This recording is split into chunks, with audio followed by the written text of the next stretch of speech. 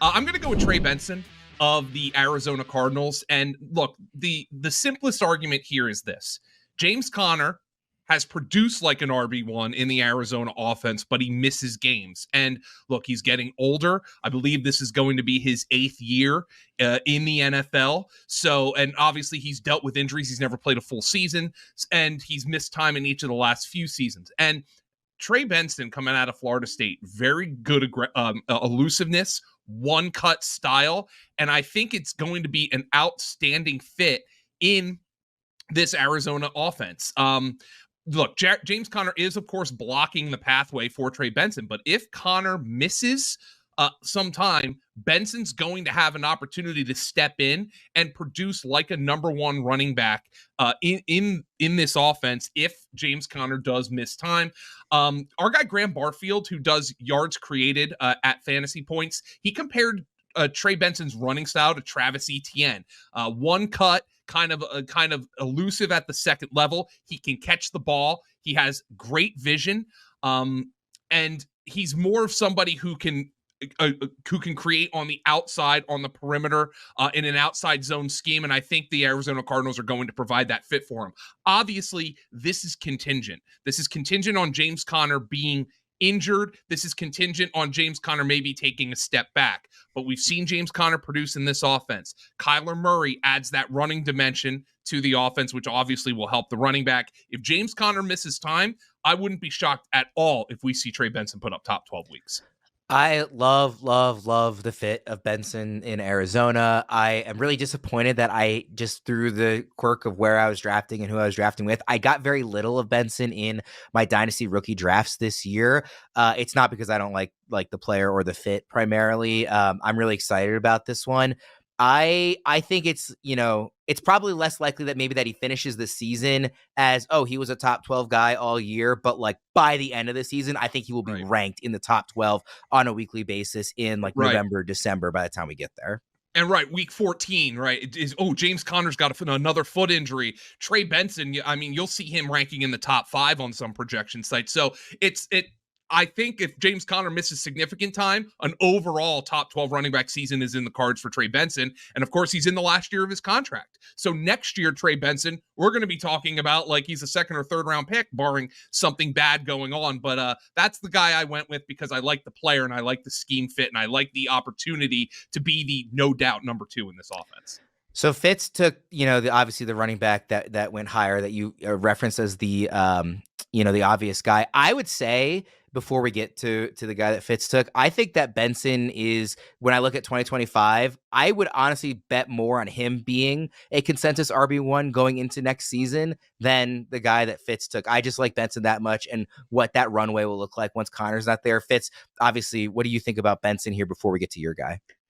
Yeah, such an appealing size and speed combination. And he's got some pass catching ability. And, as Joe mentioned, it's probably a good way for a rookie running back to break in, like having a tag team partner in the backfield, but a tag team partner who's older and has some durability issues. So, yeah, there's clearly a path that, if Conner doesn't stay healthy, where we could see Benson crack RB1 territory. And Fitz, I mean, there's no need to hide it. People can surmise that you picked Jonathon Brooks here. But before you dive into Brooks, would you have considered Benson just given kind of the fit and everything we've said, or you would have gone with the obvious Brooks pick, even if he, if Benson was available?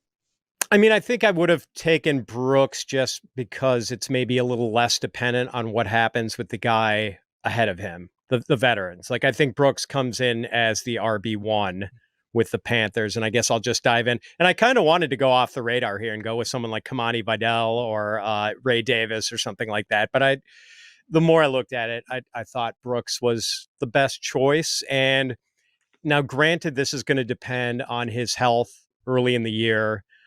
He tore his ACL last November, and Dave Canellas, the new Panthers head coach, has already sort of warned us that he might not be ready for the start of training camp. So possible it's kind of a slow ramp up for Brooks early in the season. I think there's little doubt that he's going to be getting less work in weeks like 1, 2, 3, 4 than he is in weeks 10, 11, 12, 13. But consider for a moment that even though Brooks did tear his ACL in November, he was the first running back selected in this draft, and he went 20 picks ahead of Trey Benson.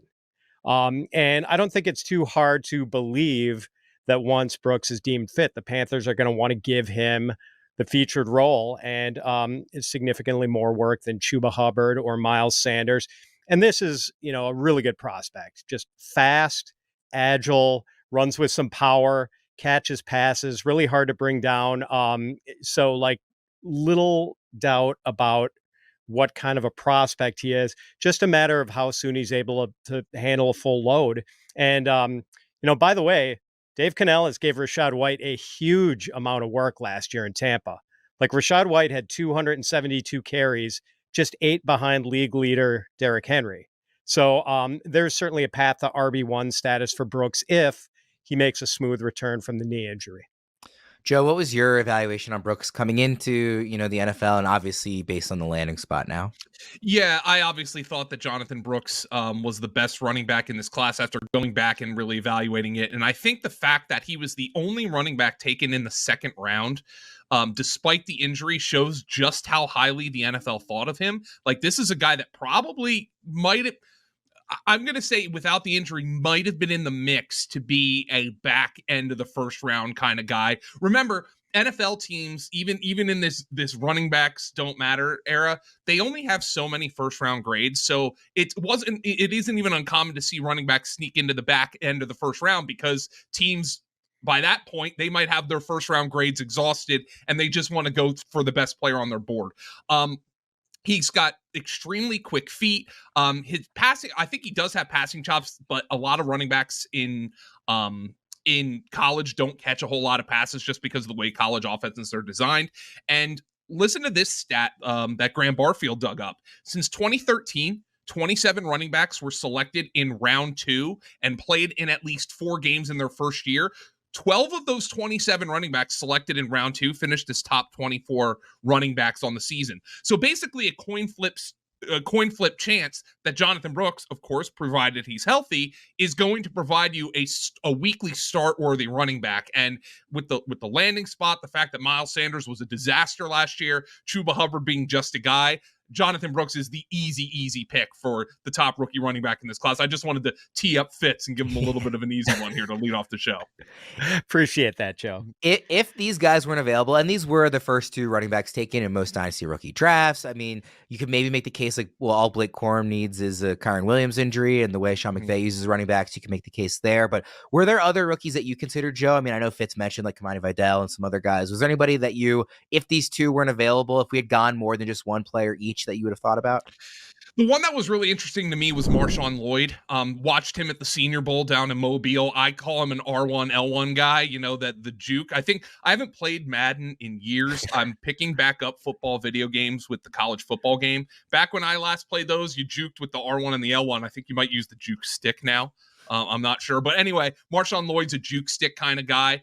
And we know that Matt LaFleur likes to rotate his running backs. He's already been talking up MarShawn Lloyd.